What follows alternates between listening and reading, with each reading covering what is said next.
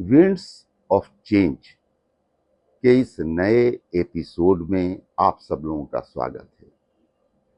इससे पहले प्राचीन भारत के दो महान साम्राज्य, मगध साम्राज्य और मौर्य साम्राज्य पर हम लोगों ने चर्चा किया है।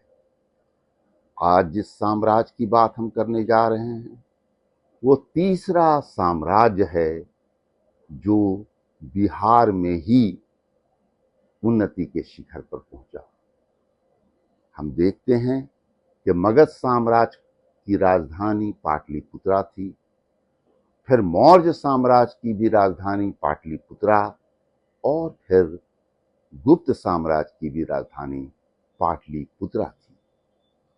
आज भले ही बिहार एक बीमारू स्टेट के रूप में जाना जाता हो, लेकिन प्राचीन काल में बिहार का एक गौरवशाली इतिहास रहा है। अगर हम गुप्त काल की बात करें तो गुप्त काल को स्वर्ण युग कहा गया है। इसे क्लासिकल एज भी कहा गया है और इसे हिंदू धर्म के पुनरुत्थान के रूप में भी देखा जाता है। हम सामाजिक बातों पर, उनकी संस्कृति पर बाद में चर्चा करेंगे। अभी जो बातें सामने है वो है कि इसके बारे में क्या स्रोत हमारे पास है, हमारी जानकारी किन स्रोतों पर टिकी हुई है। जब हम देखते हैं कि गुप्त काल के बारे में स्रोतों की कोई कमी नहीं, हमारे पास पुराण है। पुराण में वायु पुराण, मत्स्य पुराण और विष्णु पुराण जो बहुत अच्छे से इस युग को चित्रित करती है। फिर हम देखते हैं कि बड़े सारे नामी कवि, रचनाकार, नाटककार, साहित्यिक लोग एक साथ यहाँ पर दिखाई देते हैं, जिसमें कालिदास का नाम सबसे ऊपर लिया जा सकता है, जो गुप्त काल में नवरत्नों में से एक नवरत्न थे। इसके बाद हम देखते हैं कि विशाखा दत्त, उनके नाटक देवी चंद्रगुप्ता से हमें चंद्रगुप्त द्वितीय के बारे में ज्ञान प्राप्त होता है। अगर हम उसको दूसरे सोर्सेस से मिलाते हैं तो कहीं ना कहीं भले ही उसको नाटक के रूप में प्रस्तुत किया गया हो, लेकिन गुप्त काल और ख़ास तौर पर चंद्रगुप्त द्वितीय के बारे में हमें बहुत सारी जानकारी मिलती है। फिर हम देखते हैं कि ये वो काल था जब चाइनीज पिलग्रिम्स यहाँ आए। फाहियान, ह्वेनसांग, ईजिंग, ये तीनों गुप्त काल में एक ही आए, लेकिन उसके बाद जो ये दो ह्वेनसांग और ईजिंग आए, उन्होंने भी बड़े व्यापक ढंग से चित्रित किया है कि गुप्त काल का शासन कैसा था, उनका साम्राज्य कितना विस्तृत था। अगर हम साम्राज्य के विस्तार को देखें तो स्पष्ट है कि इनका साम्राज्य मौर्यों से थोड़ा छोटा ही था, लेकिन इसके बावजूद भी ऑल राउंड डेवलपमेंट, हर क्षेत्र में जो विकास हमें यहाँ दिखाई देता है, वो विकास मगध साम्राज्य में या फिर मौर्य साम्राज्य में हमें दिखाई नहीं देता है। यहाँ पर एक से एक साहित्य के रत्न, एक से एक वैज्ञानिक, एक से एक चिकित्सक, एक से एक मूर्तिकार, स्थापत्य कला के एक से एक माहिर हमें दिखाई देते हैं। फिर हम देखते हैं कि इलाहाबाद प्रशस्ति जो समुद्रगुप्त के एक मंत्री हरिसेना ने लिखवाया था, उन्होंने अलग से कोई पिलर इंस्क्रिप्शन नहीं लिखवाया था। अशोक के पिलर पर उन्होंने समुद्रगुप्त के पूरे विजय अभियान को अंकित किया था। हम ये देखते हैं कि अशोक ने धम्म के प्रचार के लिए उसको इस्तेमाल किया। और हम देखते हैं कि हरिसेना ने उसका इस्तेमाल अपने राजा के विजय अभियानों, उसके आधिपत्य को बताने के लिए किया। ये सिलसिला यहीं खत्म नहीं हुआ। इसी प्रयागराज इलाहाबाद प्रशस्ति में हम देखते हैं कि जहांगीर ने भी कुछ बातें अपने शासन की उसमें दर्ज कराया। इस तरह से वो भी एक बहुत जबरदस्त स्रोत है हमारी जानकारी का।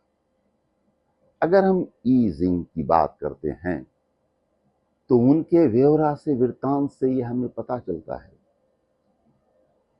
कि पहला राजा गुप्त साम्राज्य का श्री गुप्ता थे। और उनसे हमें ये भी पता चलता है कि उन्होंने एक मोनेस्ट्री बुद्ध पिलग्रिमेज के लिए बनवाया था और उसके देख रेख के लिए 24 गांव दान किया था। हमें लगता है कि एक बुद्धिस्ट ट्रैवलर ने अगर ये बात लिखा है तो गुप्त काल की शुरुआत हम उनसे श्री गुप्ता से कर सकते हैं। फिर उसके बाद उनके पुत्र हैं घटोत्कच। श्री गुप्ता और घटोत्कच के विजय अभियानों के बारे में हमारी जानकारी बहुत अच्छी नहीं है, परंतु उनके पुत्र चंद्रगुप्त प्रथम, जिन्हें इतिहासकारों ने गुप्त साम्राज्य के स्थापक के रूप में माना है, उनका वृत्तांत हमें बहुत विस्तृत ढंग से मिलता है। हम देखते हैं कि चंद्रगुप्त ने शादी लिच्छवी कलान की कुमारी देवी से किया था और लिच्छवी रिपब्लिक बहुत ही महत्वपूर्ण रिपब्लिक था, जिसके बारे में हमने षोडश महाजन पद की चर्चा के दौरान बताया था। इस वैवाहिक संबंध से चंद्रगुप्त प्रथम को बहुत ज्यादा सम्मानजनक स्थिति मिली। हम फिर देखते हैं कि उनके पुत्र समुद्रगुप्त ने, जिनके विजय अभियानों की चर्चा हरिसेना ने इलाहाबाद प्रशस्ति में किया है, से ज्ञात होता है कि वो नॉर्थ और साउथ दोनों पर राज करते थे। सेंट्रल इंडिया और नॉर्थ, ये उनका असल भूभाग था जिन पर उनका आधिपत्य था। लेकिन उन्होंने बहुत सारी और भी विजय अभियान चलाया, भले ही उसको अपने राज का हिस्सा नहीं बनाया, वहां के राजा को उसने हटाया नहीं। हम देखते हैं कि समुद्रगुप्त को विंसेंट स्मिथ जैसे इतिहासकार ने नेपोलियन ऑफ इंडिया का खिताब दिया था, जिससे पता चलता है कि समुद्रगुप्त बहुत जबरदस्त विजेता थे, युद्ध के जीनियस थे और उन्होंने एक विस्तृत साम्राज्य की स्थापना किया था और उनके प्रभाव उनके साम्राज्य से भी आगे तक थे। हमें ज्ञात है कि सीलोन से भी उनके बड़े अच्छे संबंध थे और वो भी इनके आधिपत्य को स्वीकार करते थे। बड़े सारे ट्राइबल राज थे, वो भी इनके आधिपत्य को स्वीकार करते थे और साउथ के भी बहुत सारे राजा इनके आधिपत्य को स्वीकार करते थे। ये जो समुद्रगुप्त थे, उसके बाद इतिहास हमें बताता है कि चंद्रगुप्त सेकंड गद्दी पर बैठे, लेकिन बहुत सारे स्रोत ऐसे हैं जिसे नकारा नहीं जा सकता। उसमें रामागुप्त के बारे में चर्चाएं हैं।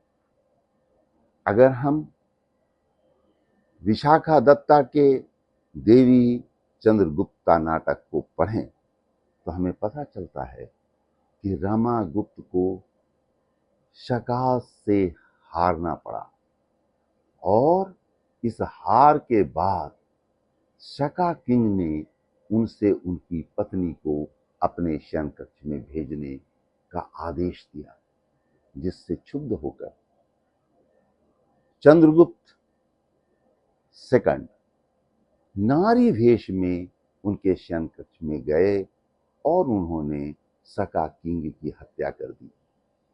बाद में हम देखते हैं कि उनके जो क्वाइंस है उसमें हमें दिखाई देता है कि उनकी शादी ध्रुवा देवी से हुआ था, इसलिए कि दोनों के चित्र क्वाइन पर हमें दिखाई देते हैं। इससे ऐसा लगता है कि विशाखा दत्त ने जो देवी चंद्रगुप्ता नामक नाटक रचा था वो एकदम यथार्थ से परे नहीं था, उसमें बहुत कुछ यथार्थ भी था। फिर हम देखते हैं कि विक्रमादित्य के टाइटल रखने वाले चंद्रगुप्त सेकंड, उन्होंने नागा क्लान के राजकुमारी कुमेर नागा से शादी किया। जिस तरह से लिच्छवी प्रिंसेस से शादी करने के बाद चंद्रगुप्त फर्स्ट प्रथम बहुत मजबूत हुए, वैसे ही विक्रमादित्य चंद्रगुप्त सेकंड भी बहुत ज्यादा ताकतवर हो गए, उनका प्रभाव बहुत बढ़ गया। हम ये भी देखते हैं कि फाहियान इन्हीं के पीरियड में यहाँ आए और कालिदास भी इन्हीं के दरबार के 9 रत्नों में एक रत्न थे। फिर इनके बाद हम देखते हैं कि कुमार गुप्त का समय आता है, जिसके बारे में हम जानते हैं कि उन्होंने टाइटल महेंद्र द्वितीय रखा था। गुप्त साम्राज्य में जितने भी राजा हुए उनमें से अधिकांश ने कुछ न कुछ बड़ा टाइटल रखा, जो उनके विजय अभियान के कारण रखा गया था। हम देखते हैं कि विक्रमादित्य चंद्रगुप्त सेकंड, इनको एक टाइटल और दिया जाता है, सकारी, यानी शका को नाश करने वाला। ये भी दर्शाता है कि वे कितने पराक्रमी राजा थे। फिर हम देखते हैं कि कुमार गुप्त का टाइम आता है, यद्यपि कि उन्होंने कोई बहुत बड़ा विजय अभियान नहीं चलाया, लेकिन उन्होंने राज को कंसोलिडेट किया, उसको एक मजबूती प्रदान किया और ऑलराउंड डेवलपमेंट, आर्थिक, राजनीतिक, सामाजिक, धार्मिक रूप से उसको मजबूत किया। एक बात जो पहले के राजा में हम देखते हैं कि उनका चिन्ह जो है वो गरुड़ था, जो विष्णु के वाहन के रूप में आज भी जाने जाते हैं। उसे उसने चेंज करके पीकॉक, मोर का चित्र अंकित करवाया। इससे ऐसा लगता है कि शायद ये विष्णु के उपासक नहीं थे, इनमें कुछ थोड़ा सा बदलाव आया था। हालांकि जितने भी गुप्ता साम्राज्य के राजा थे वो सब हिंदू धर्म के मानने वाले थे और उसके उपासक थे।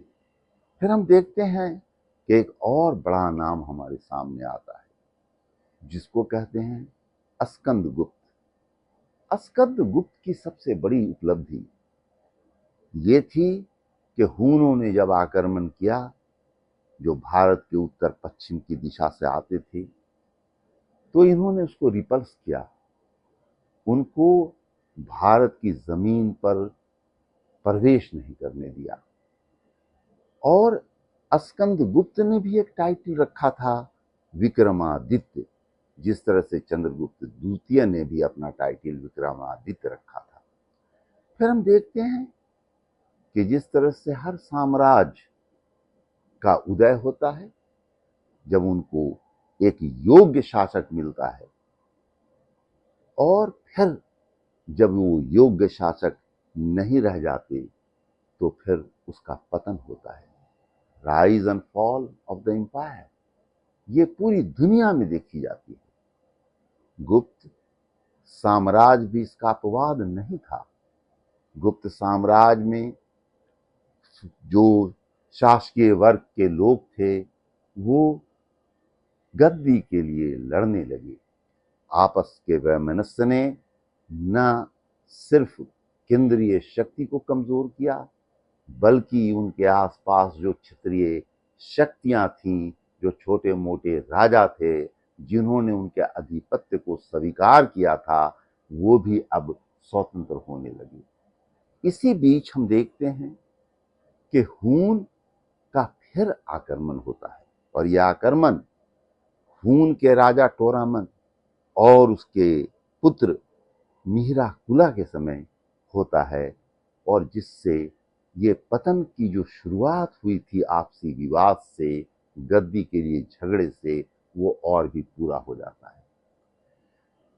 फिर गुप्त साम्राज्य हमारे सामने से हट जाता है, लेकिन गुप्त साम्राज्य ने जो सांस्कृतिक डेवलपमेंट किया, जो धर्म के मामले में जो उनके उपलब्धियां थी, जो आर्ट एंड कल्चर को लेकर के उनकी उपलब्धियां थी, जो साहित्य में जो बड़े बड़े साहित्यकार उस वक्त थे, उनकी कृतियां हैं, वो सब आज भी इस भारत देश के लिए अमूल्य रत्न है।